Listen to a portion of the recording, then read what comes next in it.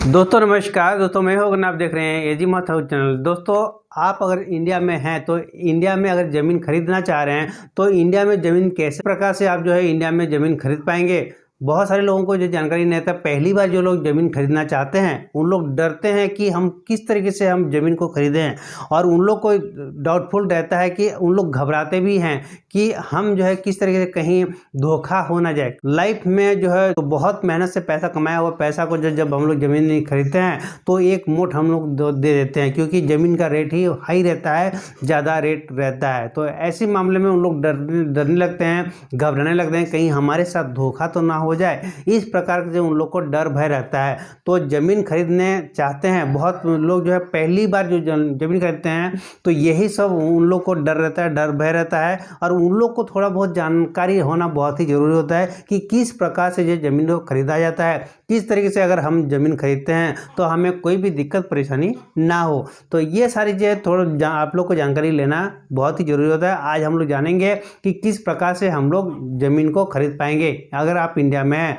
तो दोस्तों हर स्टेट में जो थोड़ा सा जो डिफर होता है, लेकिन ज़्यादा डिफर नहीं होता है, हल्का फुल्का डिफरेंस होता है कि कहीं कहीं पे रूल नियम जो है हल्का सा चेंजिंग रहता है, लेकिन होता है एक जैसा ही जो है सारा रजिस्ट्री प्रोसेस होता है ऑल इंडिया में। तो दोस्तों हम लोग बात करते हैं कि पहले हम लोग क्या करते हैं कि वैसे हर जगह में कहीं भी अगर ज़मीन का सौदा तय होता है तो एक बेचने वाला व्यक्ति और खरीदने वाला व्यक्ति में ही होता है। तो उस जगह पे होता क्या है कि जब हम लोग का सौदा तय होता है तो हम लोग एक एग्रीमेंट बनवाते हैं, समझौता पत्र एक बनवाते हैं। ये तो हर स्टेट में ये लागू है, ये हर जगह में जो है ये प्रोसेस है ही है। ऑल इंडिया में ये प्रोसेस चलता है। बिना एग्रीमेंट के आप लोग को जो ज़मीन जायदाद का सौदा नहीं करना चाहिए, ना ही तो आप लोग को एडवांस पैसा देना चाहिए। ठीक है, जब भी आपका ज़मीन का सौदा होता है तो आप ज़मीन का सौदा के साथ साथ में जब भी आप पैसा एडवांस पैसा देते हैं तो उसको एग्रीमेंट या समझौता पत्र जिसे बोलते हैं उसमें आप जरूर लिखवा लें, ताकि उसमें लिखा पढ़ी करने के बाद ही जो है उन लोग को आप पेमेंट पैसा दें, तो वो आपका बेटर रहता है। हर जगह में यही चीज़ होती है। मैं आप लोग को बताना चाहूँगा, यहाँ 50 रुपये की स्टाम्प या 100 रुपये की स्टाम्प से हम लोग एक लिखा पढ़ी का कागज बनवाते हैं, और उसमें 2 व्यक्ति का गवाह भी होना बहुत ही जरूरी रहता है। जानकार व्यक्ति रहेंगे जो गवाह में सबूत में रहेंगे, और आप 2 व्यक्ति, एक खरीदने वाला एक बेचने वाला, ठीक है, दो गवाह वाले व्यक्ति रहेंगे। 4 व्यक्ति के माध्यम से आपका ये एग्रीमेंट बनता है। रजिस्ट्री के टाइम में भी ऐसे ही 4 व्यक्ति के माध्यम से ही आपका रजिस्ट्री बन पाती है। तो इस प्रकार से दोस्तों आपका ज़मीन का सौदा होता है। सौदा तय होने के बाद जो है आपको सबसे पहले आपको क्या करना होगा कि मौके पर आपको ज़मीन को देख लेते हैं। जो ज़मीन देखने के बाद जो है वहाँ पे जो नापा जोखा करते हैं कि कितना ज़मीन है, कितना एकड़ ज़मीन है, कितना डिसमिल ज़मीन है, वो सारी चीज़ देखा जाता है। और उत्तर दिशा में किसका है, दक्षिण में किसका है, पूर्व में किसका है, ये सारी चीज़ चौहदी भी आप लोगों को जानकारी ले लेना चाहिए होती है। तो ये पूरी जानकारी होने के बाद आप जो है एक बार अगर आप अमीन या पटवारी के माध्यम से आप एक बार सीमांकन करवा लेते हैं आपके सामने, तो आपका वो जो भी आप ज़मीन खरीदते हैं उसको एक्चुअल ज़मीन का आपका एरिया जो निकल आती है, तो उसी हिसाब से आपको रजिस्ट्री कराना रहता है। तो ये सारी चीज़ होने के बाद जो है आप जो है सौदा लेन देन की बात होती है। जितने में भी आपका लेन देन रहता है वो सारी जो पेमेंट आप जितने भी देते हैं जो भी होता है, तो उसमें क्या होगा कि आप चेक के माध्यम से ज़्यादातर दें या आरटीजीएस के माध्यम से ज़्यादातर दें, यानी कि कैश का पेमेंट आप कम से कम उनको दें। ये सबसे बेटर रहता है, क्योंकि आगे चल के कभी भी कोई भी दिक्कत परेशानी होता है तो वहाँ पर रिकॉर्ड में रहता है कि बैंक के माध्यम से जब देते हैं तो बैंक स्टेटमेंट के माध्यम से उसमें रिकॉर्ड मिल जाती है कि हाँ आप कितने तारीख को कितना पैसा आपने जमा दिया है उनको, वो सारी चीज़ें आपको डिटेल्स आपको वहाँ पे मिल जाती है। तो ये आपको बेनिफिट होता है। तो कोशिश यही करें कि ज़्यादा से ज़्यादा आप कैश पेमेंट ना देकर आप चेक के माध्यम से, आरटीजीएस के माध्यम से ही आप जो है या चेक के माध्यम से आप लोग पेमेंट दे सकते हैं। ठीक है, इस तरीके से आप लोग करते हैं तो आपके लिए बेनिफिट होता है। तो दोस्तों इसके बाद जो है हमारा आता है कि रजिस्ट्री का प्रोसेस। तो रजिस्ट्री कराने में हमें क्या करना पड़ता है, तो रजिस्ट्री कराने में जैसे में ऐसी जो कि अर्जी लेखक के पास हम लोग जाते हैं, तो वहाँ से अर्जी लेखक के माध्यम उनके पास फॉर्मेट रहता है रजिस्ट्री कराने का, रजिस्ट्री टाइप करने का सिस्टम। ठीक है, तो उनके पास जब हम जाकर जो है वो फॉर्मेट के माध्यम से हम लोग जो वहाँ पे रजिस्ट्री टाइप कराते हैं। टाइप कराने के बाद उसमें जो भी डॉक्यूमेंट लगता है, सारे डॉक्यूमेंट,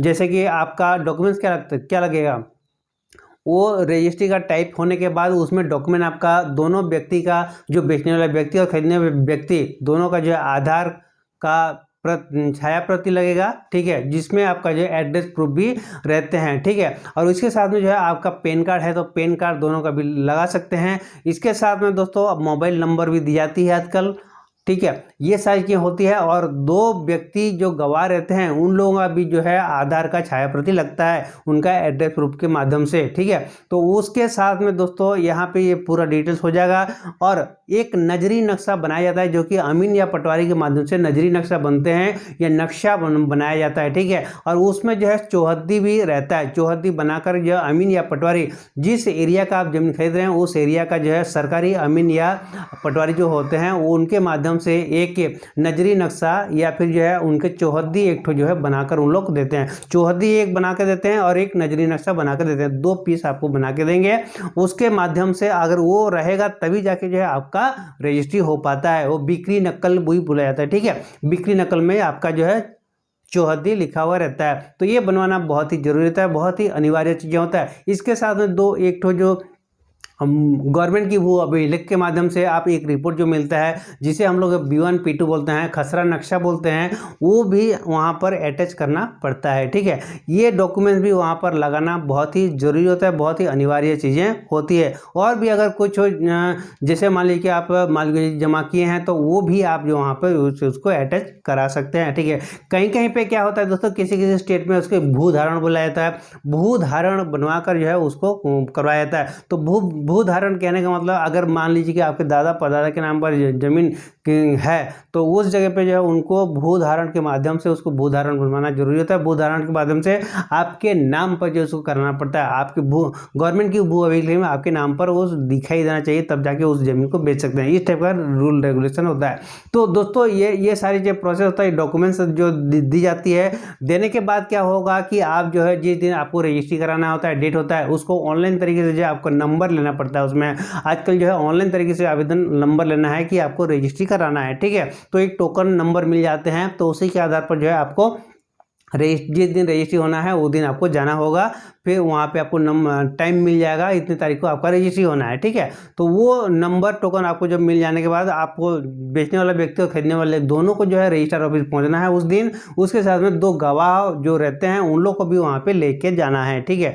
वहाँ ले जाने के बाद दोस्तों वहाँ पे क्या होता है कि आप जितना भी आपका डॉक्यूमेंट जो रेडी रहता है, तैयार रहता है, वो सारी चीज़ें जो एक एक करके जो उसको स्कैनिंग किया जाता है, ठीक है। वहाँ पर जो है कर्मचारी होते हैं रजिस्ट्रार ऑफिस में, उन लोग स्कैन करते हैं, हर कॉपी का स्कैनिंग किया जाता है। स्कैनिंग का भी वहाँ पे चार्जेस लगते हैं 15 रुपये या 20 रुपये के हिसाब से, वहाँ पे 30 रुपये के हिसाब से जो है एक स्कैनिंग का चार्जेस लगते हैं। तो इस प्रकार के आप जो है वहाँ पर वो स्कैनिंग होगा सारे डॉक्यूमेंट। स्कैनिंग होने के बाद क्या होगा कि आप जो बेचने वाला व्यक्ति का और खरीदने वाले व्यक्ति का दोनों का वहाँ पे जो है लाइव जो है वहाँ पे फोटो खींचा जाता है वहाँ पे, ठीक है। कैमरे के सामने जो आपको खड़ा होकर वहाँ पर जो आपको फोटो खींचा जाता है ऑनलाइन लाइव, ठीक है। तो इसके साथ में दोस्तों जो गवाह रहते हैं उन लोग को भी जो ऑनलाइन लाइव जो है वहाँ पे कैमरे के साथ में जो है वहाँ पे फोटो खिंचाना रहता है। पहले क्या होता था कि ये चीज़ें नहीं था, पहले फोटो चिपका देते थे, उससे कम चलता था। लेकिन अब जो है क्या है, सीधा ऑनलाइन के माध्यम से ये फोटो खींचा जाता है, ठीक है। ये सारे प्रोसेस हो जाने के बाद जो है आता है कि रजिस्ट्रार साहब के पास, ठीक है, पेपर जो है रजिस्ट्रार साहब से के पास कंप्लीट हो जाते हैं। और वहाँ पे जो है रजिस्ट्रार साहब पूछेंगे कि भाई पेमेंट कोई बकाया तो नहीं है। जो व्यक्ति ज़मीन बेच रहा है उसको ये पूछा जाता है कि आपने पूरा पेमेंट आपने ले लिया है ज़मीन का, ये पूछा जाता है। और जो खरीदने वाला व्यक्ति को भी पूछा जाता है कि क्या आपने इस ज़मीन का रेट को क्या आपने बेचने वाला व्यक्ति को पूरा पेमेंट दे दिया है, ये चीज़ें पूछा। दोनों तरफ से जब हाँ होता है तब जाके जो है उसको रजिस्ट्री हो पाता है। और गवाह लोगों से भी पूछा जाता है क्या आप लोग इन दोनों को क्या जानते हैं कि ये जो है जो व्यक्ति जो ज़मीन बेच रहा है, क्या आप जो है इन दोनों को इनको जानते हैं। इस टाइप का जो है पूछा जाता है वहाँ पे जो गवाह में जो रहते हैं उन लोग बोलेंगे कि हाँ मैं इन दोनों को अच्छी तरह भली भांति जानता हूँ, बोलेंगे। तब जाके वहाँ पे रजिस्ट्रार साहब तब जाके वहाँ पे साइन इन करेंगे, रजिस्ट्री करेंगे। उसके बाद ये सारे जो बेचने वाला व्यक्ति से भी साइन करवाएंगे, खरीदने वाला व्यक्ति से भी साइन करवाएंगे, और 2 गवाह जो रहते हैं उन लोग से भी जो है वहाँ पर वो सारे डॉक्यूमेंट्स में वहाँ पर साइन करवाया जाता है। ठीक है, इस तरह से करके जो है वहाँ पे रजिस्ट्री का कंप्लीट प्रोसेस कंप्लीट होता है। इसके साथ में दोस्तों वो चीज़ें आपको जब रजिस्ट्री जब वहाँ पे कंप्लीट प्रोसेस हो जाता है तो आपको हाथ के हाथ वहाँ पे उस दिन आपको नहीं मिलता है। आपको वहाँ पे हो जाने के बाद आपको रिटर्न आ जाना है घर। ठीक है, और घर आ जाने के बाद आप 2 या 3 दिन के बाद जो खरीदने वाला व्यक्ति जाकर रजिस्ट्रार ऑफिस से उस डॉक्यूमेंट जो रजिस्ट्री कॉपी को वो ले सकते हैं। ठीक है, वहाँ पे कुछ और भी काम रहता है तो उप पंजीयक कार्यालय में अपना वो काम कर लेते हैं रजिस्ट्रार ऑफिस में। वो कंप्लीट करने के बाद जो है आपको कॉल करके बुलाएंगे, या फिर जो है आप खुद रजिस्ट्रार ऑफिस जाकर वहाँ से आपके डॉक्यूमेंट्स को ले सकते हैं। लेने के बाद दोस्तों क्या होगा कि उसमें एक काम और रहता है जो कि आप प्रमाणीकरण कराया जाता है। तो दोस्तों रजिस्ट्रार ऑफिस में रजिस्ट्री होता है, लेकिन आपका प्रमाणीकरण जो बोलते हैं वो प्रोसेस जो आपका तहसीलदार साहब के माध्यम से होता है। तहसीलदार साहब उसको प्रमाणीकरण करते हैं। तो इसके लिए आप आवेदन जो है रजिस्ट्री होने के बाद 15 दिन के बाद जो है उसको अप्लाई कर सकते हैं। 15 दिन से लेके जो है 3 महीने के अंदर आप जो है अप्लाई कर सकते हैं। उसके बाद भी आप उसको अप्लाई कर सकते हैं। तो वो अमीन या पटवारी के माध्यम से डॉक्यूमेंट्स आप देकर जो है वहाँ से आप तहसीलदार साहब के माध्यम से वो काम कंप्लीट होता है। तब जाके वहाँ पर क्या होगा कि जब आप प्रमाणीकरण कराएंगे, नामांतरण कराएंगे, तो क्या होगा कि जो बेचने वाला व्यक्ति का नाम हटकर आपने जो ज़मीन को खरीद लिया है तो आपके नाम पर वो उसको चढ़ाया जाएगा गवर्नमेंट की भू अभिलेख में। जिस दिन आपका गवर्नमेंट के अभिलेख में जो है आपके नाम दर्ज हो जाएगा, दिखाई देगा, तो आप समझ जाइएगा कि वहाँ पे आपका ज़मीन हो गया। ठीक है, इस तरीके से दोस्तों ज़मीन की रजिस्ट्री होती है और ज़मीन को आप लोग खरीद सकते हैं। इंडिया में अगर आप कहीं भी हैं तो लगभग हर स्टेट में जो सेम इसी प्रोसेस से होता है। तो हो सकता है जो कहीं अलग अलग थोड़ा सा डिफर हो सकता है अलग अलग स्टेट में। तो अगर छत्तीसगढ़ की बात करें तो छत्तीसगढ़ में सेम इसी प्रोसेस से जो है रजिस्ट्री होता है। तो दोस्तों आज आप लोग को ये आपको जानकारी मिला होगा कि ज़मीन का रजिस्ट्री का प्रोसेस किस तरीके से होता है। अगर हम लोग ज़मीन खरीदना चाहते हैं तो किस प्रोसेस से हम लोग ज़मीन को खरीद सकते हैं, हमें कोई दिक्कत नहीं परेशानी नहीं होगा। तो आप लोग को काफ़ी ज़्यादा यहाँ से सीखने को मिला होगा, जानने को मिला होगा। अगर आप लोग को वीडियो पसंद आया होगा तो जरूर जो एक लाइक करें। साथ में अगर चैनल में नए हैं तो इस चैनल को सब्सक्राइब करके रख लें ताकि आने वाले टाइम में ज़मीन से रिलेटेड आपको और भी बहुत सारा वीडियो मिलने वाला है। आज लेते हैं, फिर मिलेंगे नए वीडियो के साथ। तब तक के लिए आप सभी को मेरा तहे दिल से नमस्कार।